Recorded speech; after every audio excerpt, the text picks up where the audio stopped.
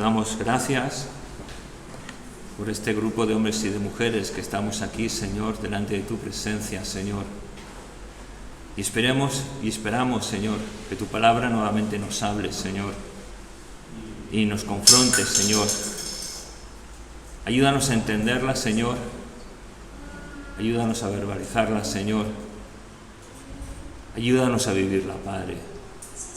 Y te pedimos, Señor, que estos momentos en que pasamos a meditar en ella, tú seas el que nos hables, Señor, y que tú seas glorificado a través de ella, Padre.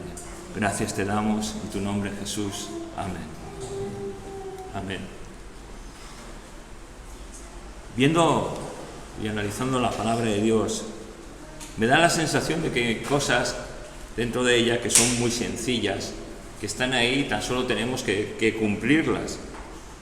Pero me da la sensación de que a veces es como que nos cuesta cumplir lo que en la palabra de Dios encontramos. Y en parte es natural, porque tenemos un pecado remanente en nosotros que en sí detesta todo lo que proviene de Dios, pero está ese hombre nuevo regenerado que ama todo lo que viene de Dios. Pienso que estamos en un tiempo en el que creo que sabemos mucho de la Biblia, pero que la adaptamos a nuestra manera. Creo que Dios nos pide compromiso con Él, y creo que nosotros no está al buscar el compromiso con Él. Creo que podemos ser fieles a nuestras reuniones, a ofrendar, a diezmar, a tener una vida pues buscando de la presencia de Dios, pero que en sí nos falte el querer que Dios obre en nuestras vidas, el querer experimentar la palabra de Dios. Y pienso que el distintivo por el cual a la Iglesia de Dios se le conocía en su tiempo es un distintivo que hemos perdido, tal vez en nuestra falta de conocimiento o en nuestra falta de querer agradar a Dios por encima de todas las cosas. Y me gustaría que en esta mañana averiguáramos cuál es el distintivo por el cual se nos conoce a los hijos de Dios, aunque yo creo que muchos de vosotros lo tenéis muy claro, pero que sería bueno en esta mañana hablar de ello. Para ello, vamos al libro de Primera de Juan, al capítulo 2, versículos del 8 al 11. Primera de Juan, capítulo 2, versículos del 8 al 11. Y dice así: sin embargo, os escribo un mandamiento nuevo, que es verdadero en Él y en vosotros, porque las tinieblas van pasando y la luz verdadera ya alumbra. El que dice que está en luz y aborrece a su hermano, está todavía en tinieblas. El que ama a su hermano permanece en luz y en él no hay tropiezo. Pero el que aborrece a su hermano está en tinieblas y anda en tinieblas y no sabe a dónde va, porque las tinieblas le han cegado los ojos. Amén. Y podríamos preguntar qué mandamiento nuevo se está refiriendo Juan. Y yo creo que muchos en nuestra cabeza ya tenemos la respuesta. Pero aquí Juan, cuando está expresando un mandamiento nuevo, está utilizando una antítesis.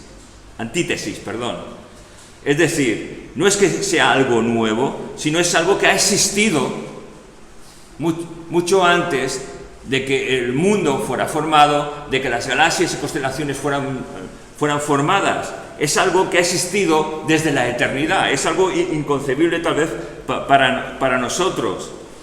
Y es algo sumamente importante, tan importante que cuando Dios viene a nuestra vida, el Espíritu Santo viene a morar a nosotros, y como consecuencia de que el Espíritu Santo viene a morar en nosotros, somos hijos de Dios. Y a partir de ahí, el Espíritu Santo, morando en nosotros, tiene que dar un fruto. La Biblia ese fruto, la Biblia lo llama el fruto del Espíritu Santo. Lo que cuando empezamos a leer el fruto del Espíritu Santo, vemos que hay 9 partes de ese fruto. Vamos a leerlo, está en el libro de Gálatas 5, 22 al 23, todos lo sabemos. Dice: mas el fruto del Espíritu es amor, gozo, paz, paciencia, benignidad, bondad, fe, mansedumbre, templanza. Contra tales cosas no hay ley. O sea, lo que aquí el Espíritu Santo nos está diciendo es que el Hijo de Dios, en el momento que es un Hijo de Dios, tiene un fruto. Ese fruto, para poderlo entender, es como si fuera una mandarina que está en 9 gajos. Esos 9 gajos, cada uno es un fruto. Amor, sacas un gajo, amor, sacas otro gajo, gozo, otro, paz, otro, paciencia. Pero, ¿sabes? Muchas veces nosotros nos conformamos con dar solamente un sabor, un gajo. Pero ese fruto, si nos conformamos tan solo con un componente de ellos, estamos perdidos, porque tiene que desprender esos 9 sabores, esos 9 componentes para decir que Dios está morando en nosotros. Tenemos que dar ese fruto. Y en el libro de Corintios nos describe ese primer gajo, que es el amor. Y voy a utilizar la nueva versión que es mucho más comprensiva, ya veréis. Dice: si no tengo amor, de nada me sirve hablar todos los idiomas del mundo y hasta el idioma de los ángeles.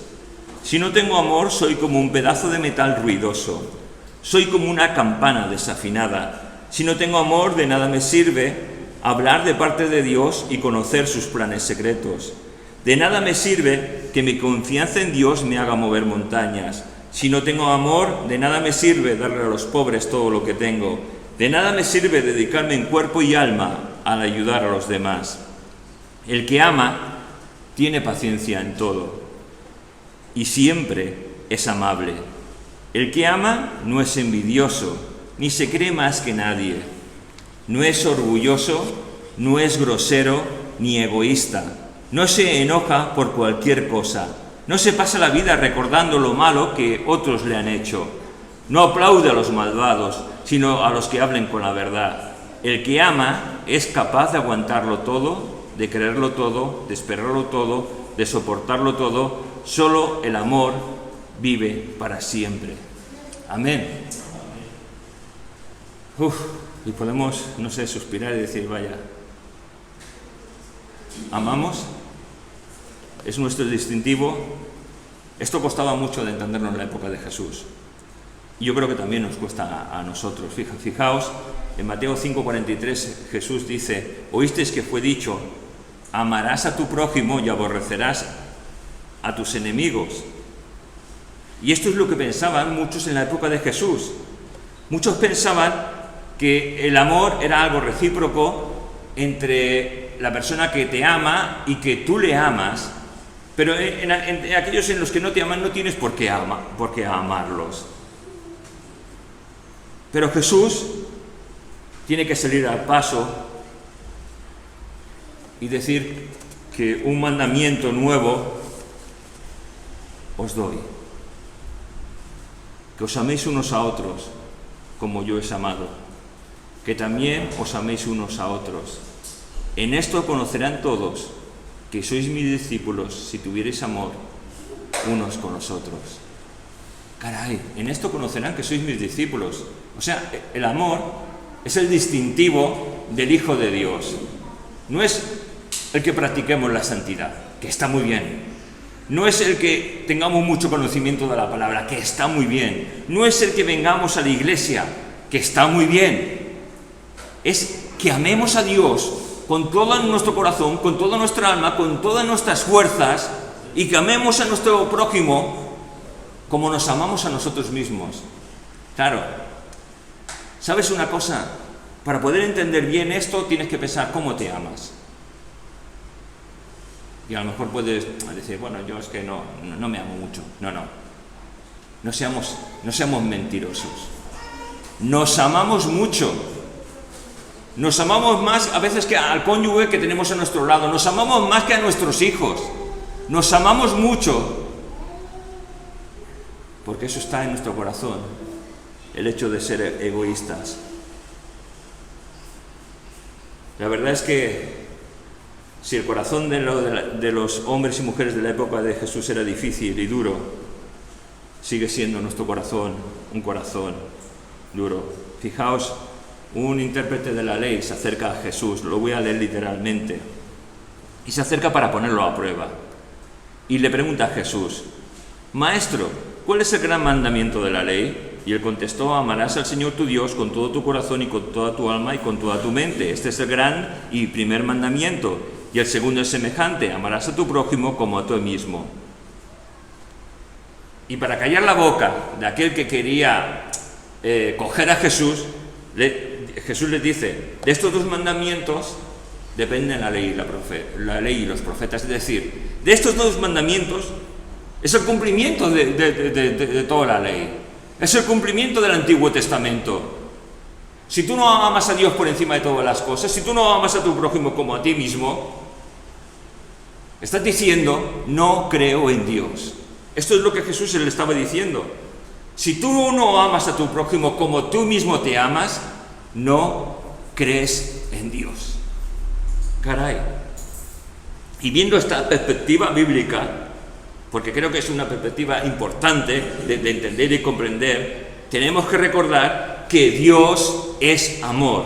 Y por ese amor de Dios, por ese amor que tuvo a sí mismo, envió a su Hijo para poder reconciliarnos, dice la palabra, para poder reconciliar al mundo con Dios. ¿Y eso no es maravilloso? Es un atributo de Dios. El amor.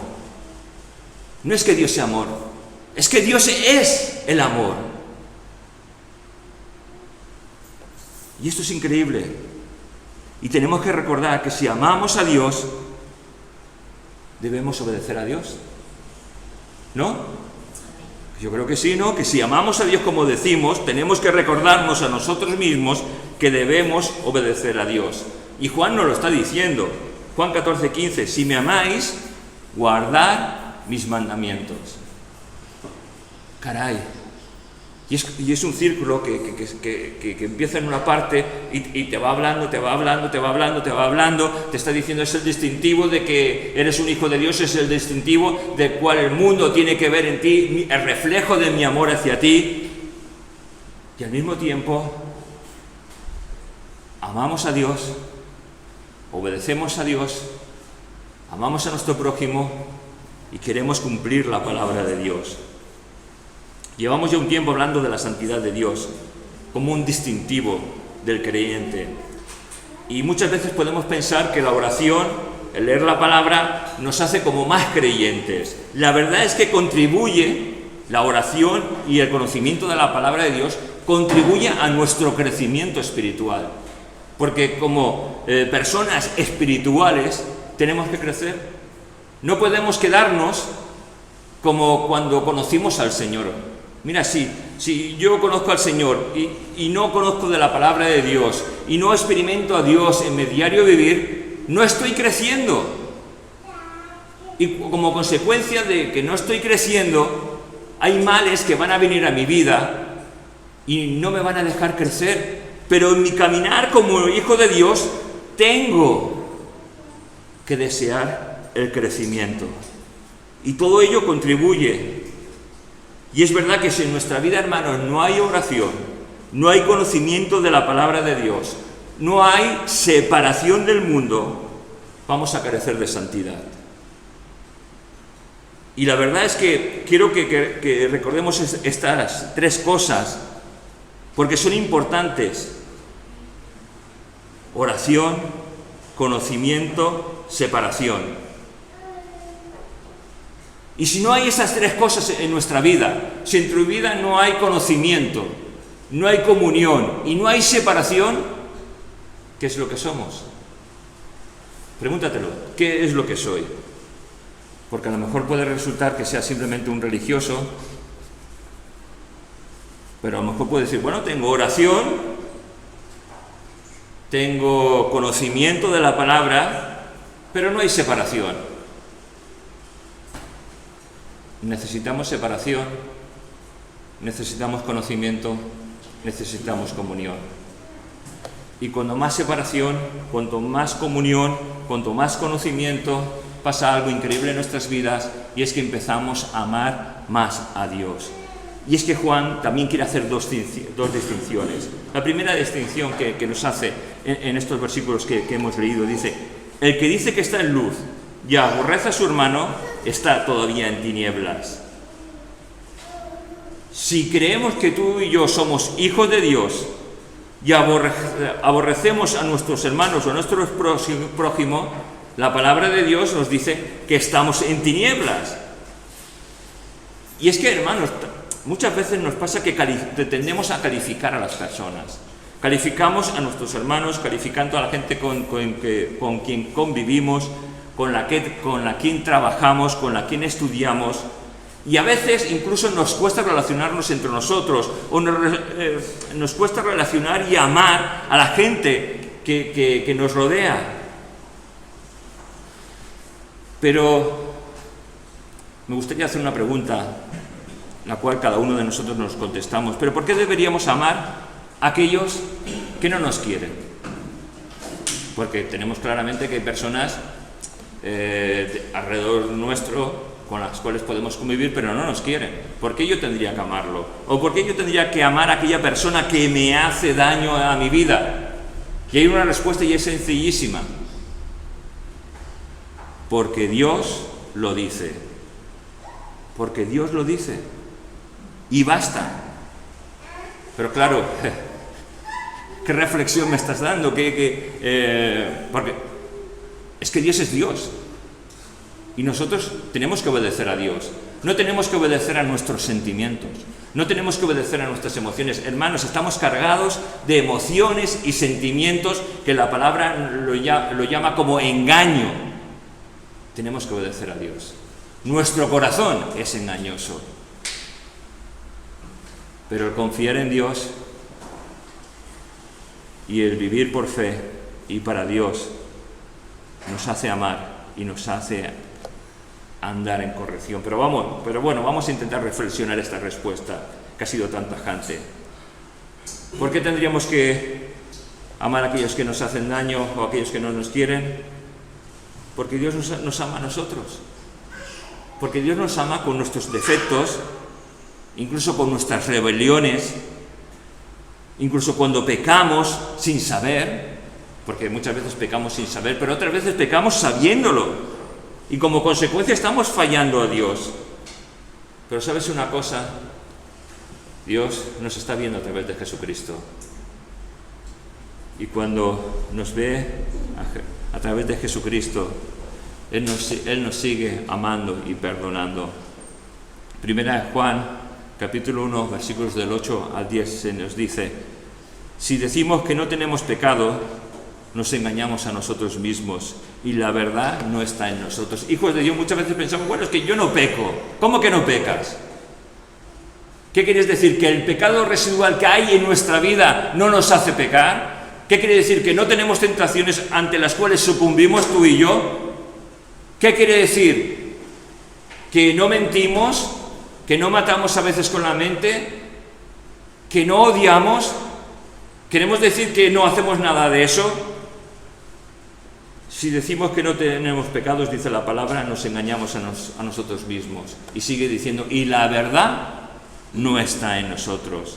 Ahora, hay solución para todo en la palabra de Dios, porque nos está diciendo, si confesamos nuestros pecados, Él es fiel y justo para perdonar nuestros pecados y limpiarnos de toda maldad. Esto es maravilloso, hermanos.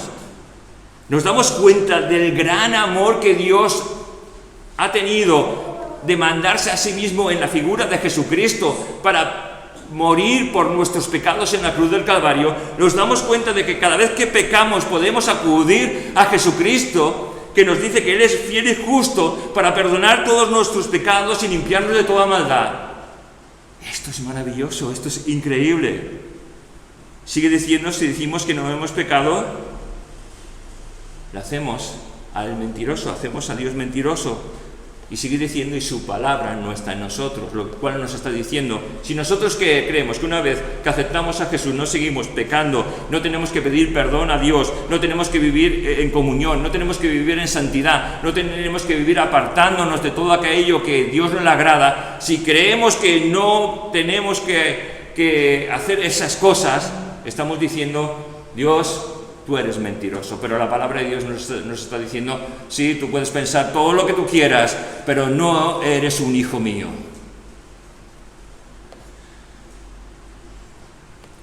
Juan ahora nos está diciendo, el que ama a su hermano permanece en luz y en él no hay tropiezo.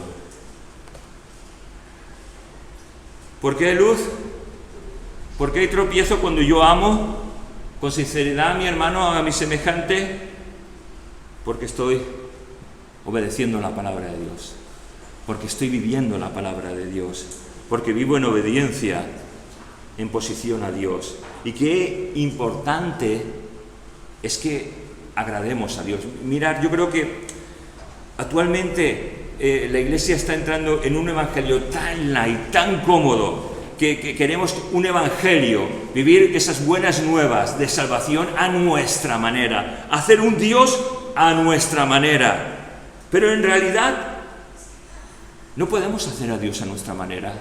Si somos hijos de Dios no podemos vivir a nuestra manera, tenemos que vivir bajo la obediencia de la palabra de Dios, agradando a Dios en toda nuestra manera de vivir.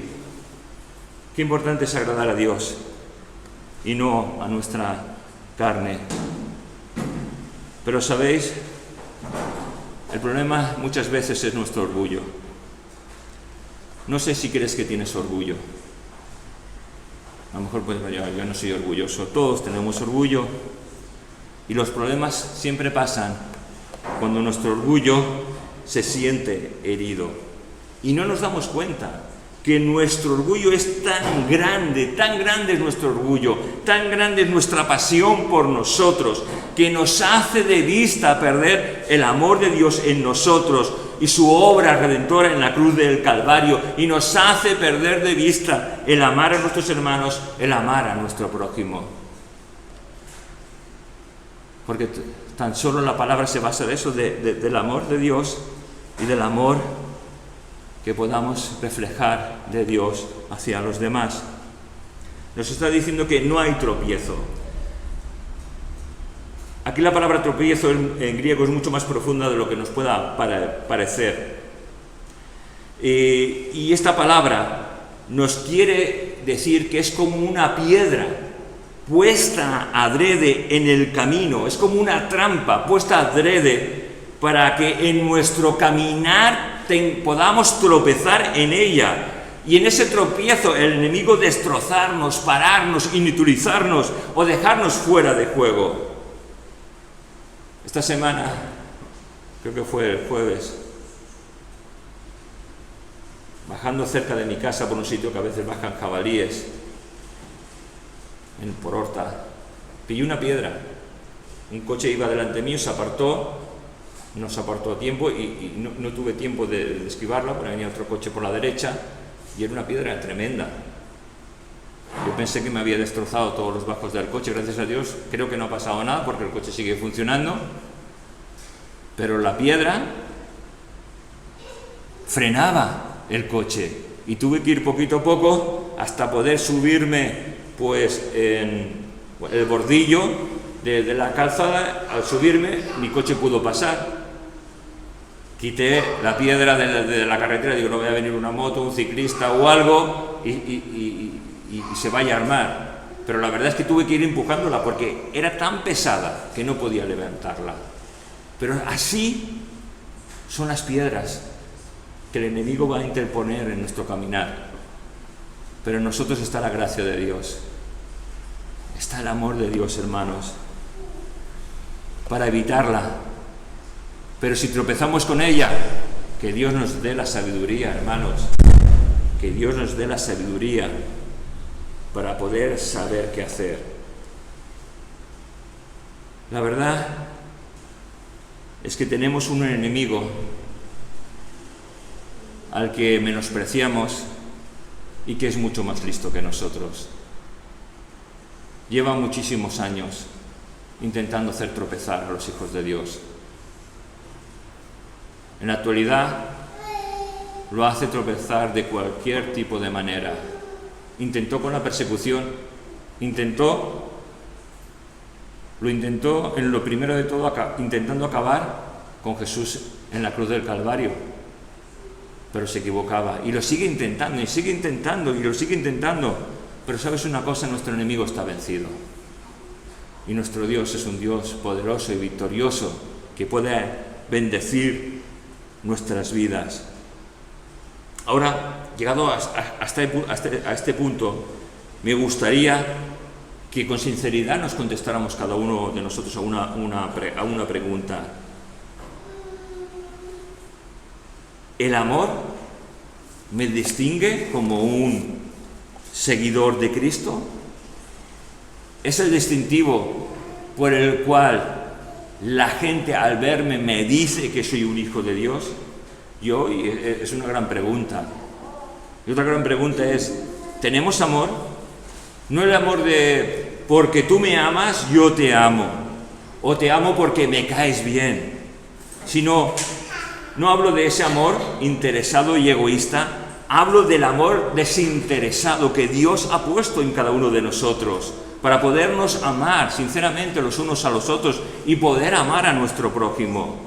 Y la verdad es que en esta palabra hay una reiteración. Es decir, esto es importante de lo cual estamos hablando, porque es el distintivo de los seguidores de Jesús. No el de los religiosos, es el distintivo, es el amor, no son las obras. Las obras son consecuencia de ello. No es el venir a la iglesia, es el amor hacia mi prójimo, el amor hacia mi hermano, el amor hacia Dios. La verdad es que no sé si alguna vez te han pedido que ayudes a alguien a hacer un trabajo, o que lleves a un hermano al aeropuerto, o que, no sé, algún favor. Y la verdad es que yo no sé si a ti te cuesta hacer favores, pero a veces nos cuesta. ¿Sabes una cosa? Es falta de amor. Porque el amor está por encima de todo eso. El amor es una respuesta no egoísta a los principios de Dios. Tenemos que amar a nuestro prójimo y amar a Dios por encima de todas las cosas. Dice esta palabra que el que aborrece a su hermano está en tinieblas y anda en tinieblas y no sabe a dónde va, porque las tinieblas le han cegado los ojos. Dios mismo nos está diciendo, ¿aborreces a tu hermano? ¿Aborreces a tu prójimo? ¿Qué significa aborrecer? Mirad, he buscado dos definiciones y unos sinónimos. Significado de aborrecer: detestar o tener aversión a alguien o a algo. Sinónimos: abominar, detestar. Significado bíblico: es el de sentir aversión o el de sentir horror. El término aborrecer se da en un sentimiento de rechazo que emana de una persona hacia algo o alguien. En términos bíblicos se usa para referirse sobre todo a la decepción. Caray, ¿aborrecemos a nuestros hermanos? Bueno, ¿aborrecemos o no lo aborrecemos? Porque si lo aborrecemos, Dios nos está diciendo andamos en tinieblas. Es decir, andamos apartados de Dios, sin ver la verdad de Dios, sin saber cómo caminar, porque la palabra nos dice que no podemos ver por donde estamos andando tú y yo, porque el aborrecer, el no amar, es pecado, y el pecado lo que hace en nosotros es cegarnos y dejarnos a oscuras. No sé si alguno de vosotros ha conducido cuando hay niebla, y sobre todo si son densas. Cuando tú vas conduciendo y te encuentras la niebla, generalmente, ¿qué es lo que ponemos? Las luces antinieblas, ¿verdad? Y las luces antinieblas tienen dos posiciones. Las delanteras y las traseras. Puedes funcionar perfectamente si quieres con las traseras o las delanteras, al menos en mi coche. Pero yo pongo las dos porque tengo la necesidad de ver y de ser visto. Y nosotros, como hijos de Dios, tenemos la necesidad de andar por donde andemos, de ver por donde andamos y de ser vistos, para que el amor de Dios sea un reflejo de verdad en nosotros. Y si tú has conducido así o has estado en un coche en el cual el conductor iba y estaba, cuando hay esas densa niebla, lo que hace es disminuir la velocidad. Vas más lento. Y cuando hay nieblas y tinieblas en nuestra vida, lo que nos hace es que nuestro caminar sea mucho más lento. Y el enemigo lo que ha hecho de una manera muy sutil, de una manera muy sabia, ha sido ralentizar nuestra marcha. Y aun cuando muchas veces pensamos que nuestras oraciones son escuchadas por Dios, muchas veces no son escuchadas por Dios. Muchas veces no son escuchadas de Dios porque hay impedimento para que esas oraciones sean escuchadas. Primera de Pedro, capítulo 3, versículo 7. Quiero acabar en esta mañana con un versículo maravilloso de este primer libro de Primera de Juan, capítulo 4, versículos del 18 al 21. Dice: en el amor no hay temor, sino que el perfecto amor echa fuera el temor, porque el temor lleva en sí castigo, de donde el que teme no ha sido perfeccionado en el amor. Nosotros le amamos a Él, o sea, amamos a Dios, amamos a Jesús, porque Él nos amó primero. Si alguno dice yo amo a Dios y aborrece a su hermano, es mentiroso. Pues el que no ama a su hermano, a quien ha visto, ¿cómo puede amar a Dios a quien no ha visto? Y nosotros tenemos este mandamiento de Él: el que ama a Dios, ame también a su hermano. Amén. Es el distintivo de los hijos de Dios, el amor de Dios reflejado en nuestras vidas, amándonos unos a otros. Tenemos un mandato, tenemos una orden: el que ama a Dios, ame también a su hermano. Vamos a orar. Señor, gracias por tu palabra. Y siendo una cosa, Señor, tan sencilla, qué difícil que es.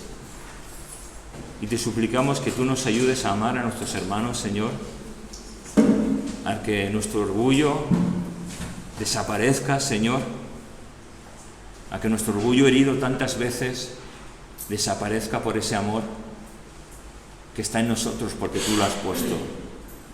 Te pedimos que nos ayudes, Señor, a amarte por encima de todas las cosas y amar a nuestros hermanos, Señor.